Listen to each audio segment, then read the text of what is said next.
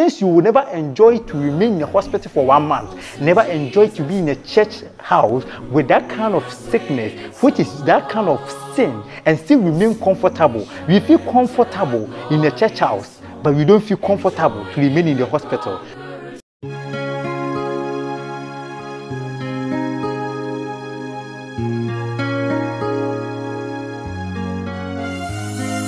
Yes, hello. I welcome you once again to this wonderful platform. My name is Kwabena. Please, if you have not subscribed to this channel, I want to plead with you so that subscribe to my channel, Kwabena on YouTube and Kwabena on Facebook too. And try as much as possible to also share my videos so that all your friends and other people will get to know all this insightful message that we share on this platform. Let's go together, and I believe God will bless you for that. Today we are going to study something very simple. We are going to look at the third of the 10 commandments, and it says that thou shalt not take the name of the Lord in vain, and anyone who does that, it says the person will not go guiltless. In other words, what God is trying to say is that He will punish anyone who bear His name in vain.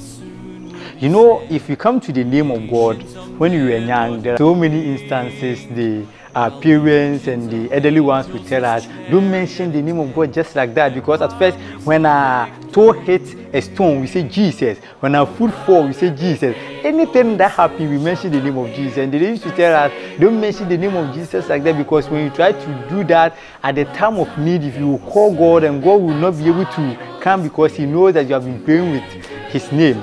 I remember they even gave us a story of a certain man who used to be mentioning the name of God just like that. They warned him several times, but he didn't stop. There was a time he went to the bush and there was a dreadful animal that was chasing him. He mentioned the name of God and God did not come into his aid. And they explained to us that the reason why God did not come into his aid is that this man has been mentioning the name of God. So at the time of need, God thought that he was joking. As I know God knows everything, but that was the olden days, that was what they told us. And the question is, was that a wrong perception or was that a wrong understanding of that particular verse? If you come to the Israelites, they also have the same notion.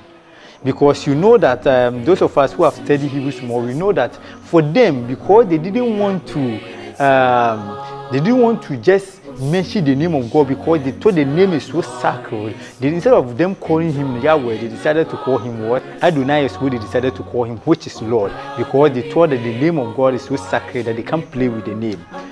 But I also want us to take it from a different perspective, and a different understanding. I also want to assume that God was telling them that you bear my name, I have called you among all other nations. And so therefore you bear my name, and the fact that you bear my name, you should not bear my name just for a name's sake, but then you should allow my character, what represents me, to be also reflected in you, so that anyone who knows you and knows that you bear my name will see that my character is in you.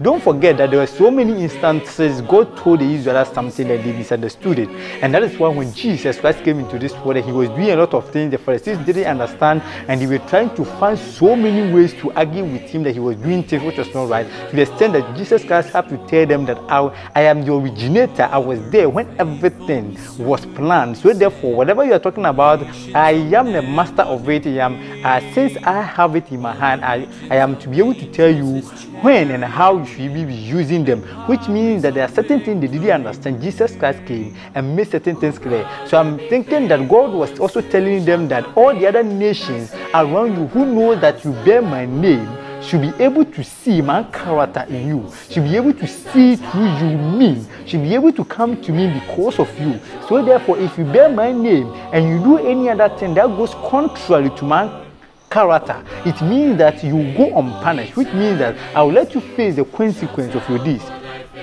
I don't remember in the instances of the Bible where somebody just mentioned the name of God and God killed the person. But then I remember instances where those people, they did something which was very bad. Those things went against God's commandment, which represents His character, and God chastised them, meaning that God punished them. He made sure that they face the consequence of whatever they have done. Which tells me that now a lot of people are insulting God. A lot of people do not believe God. The reason is that They think they have problem with God, but I think they don't have problem with God. The problem is that they have the problem with us.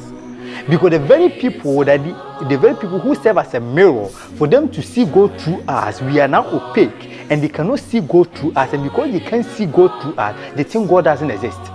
And that is basically what is going on. If you look at the people who were working in Antioch, and the people saw them, they said, these people, they do their things like Christ. So they had a Christ-like character, and because of that, they called them more Christians.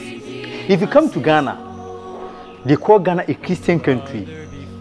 What does that mean? What they're saying is that Ghana is populated more of Christians than any other religion here. If you come to the whole world, if you want to talk about a religious group which is widely spread, which is everywhere, you can't talk and leave Christianity out, which means that Christianity is dominated. But the question is, why is sin still in increase?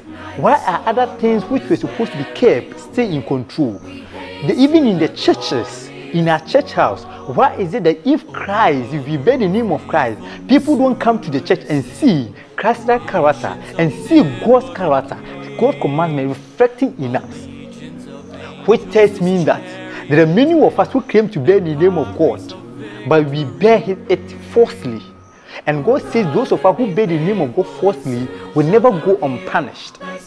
Which tells me that many of us Christians in Ghana and the whole of the world, we are counterfeit Christians. But people see us, then they consider us as original.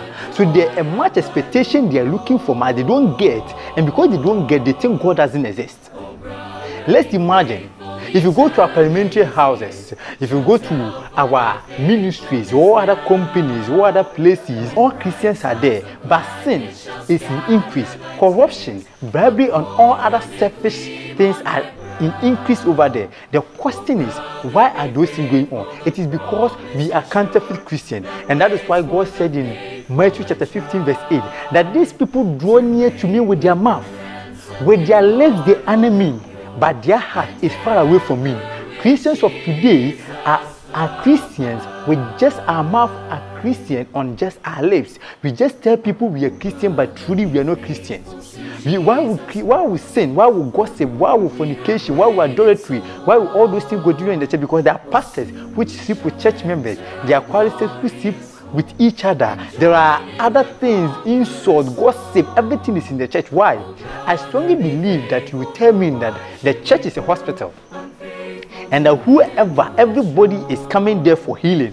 So the thief can come, the gossip can come, a fornicator can come, the malice, bad thing, envy, jealousy, whoever has such thing can come to be healed.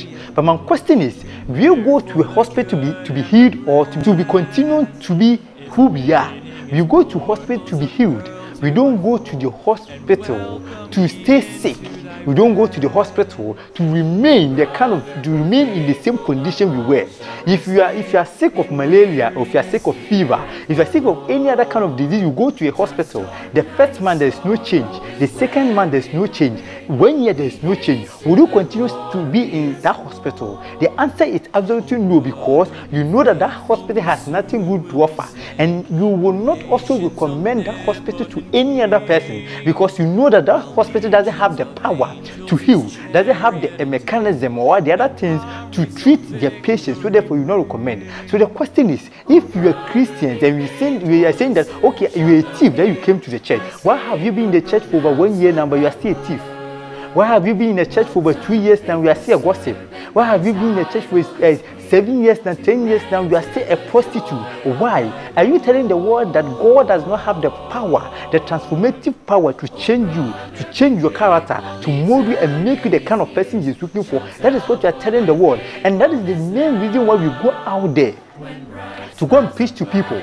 But they don't see the need to come to church, because they look at the very people in the church. They are who they were before coming to the church. Because she was with a friend who was not a Christian. The person, I'm going to be a Christian. The person went to church over 5 years now. The person is still in the church, but they gossip together. They go to pool party together. They do all those nasty things together. In fact, they exchange girlfriends together. So now, what is the difference?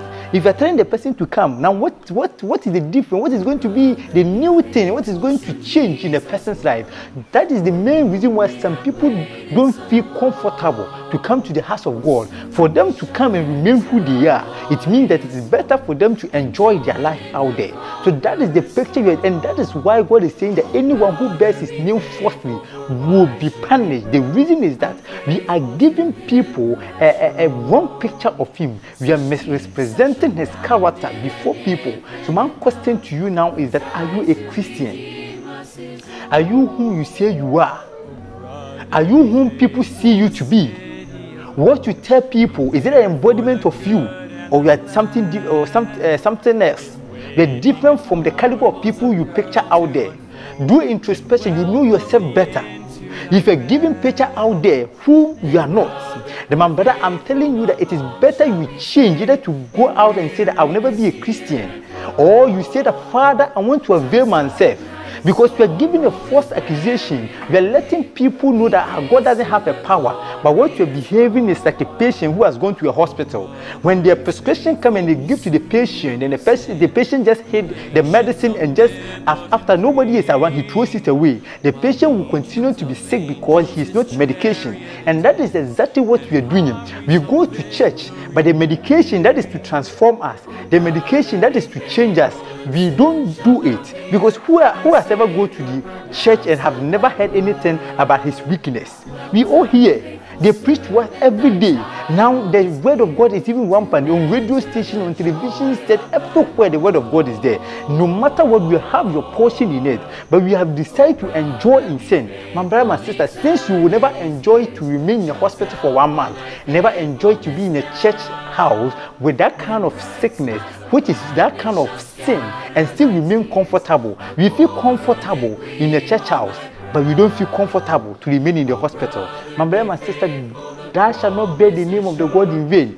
I dare you not to do so, because a day is come because of grace. Now when you do, God doesn't do anything to us, but a day is coming, you're going to be held accountable of everything that we are doing. The wrong picture we are giving to people out there. In fact, Ghana is not the Christian country. If you take away the counterfeit out of it, you will see that those people who are Christians in Ghana may not even be up to 20%. So let your election be sure. If you say you are a Christian, be a genuine Christian, so that when Christ comes in the second time, my brother, my sister, he will not say that a bad servant, we should go away from him. But we say, as we truthful servant, that we bear his name truthfully, and we represent him to the whole world, for them to say that indeed this is our God. He is the one who is going to welcome us to his kingdom. And I am not flattering you, I'm just cautioning you, so that so far as we are alive means that the grace is more abundantly on you, on your life, that you can change your life, you can help other people to change. I believe that when we are able to do that, there won't be any need for us to go out there and preach the gospel. People will see that in the churches there is a transformation, in the churches there is a change, and it is going to happen when Christians who are in companies, when Christians who are in companies are now doing things which is right, when Christians who are in hospitals, nurses who are in hospitals will do things which is right, when the church will be a representation of Christ's life, and that people will come to know him. May the good Lord bless you, and I know that this message is going to speak to you a lot, and I know that you're going to share this message. Please share this message so that a lot of people will get this message, so that they can also have their share in it. May the good Lord bless you, and meet you another time on this same platform. Bye bye.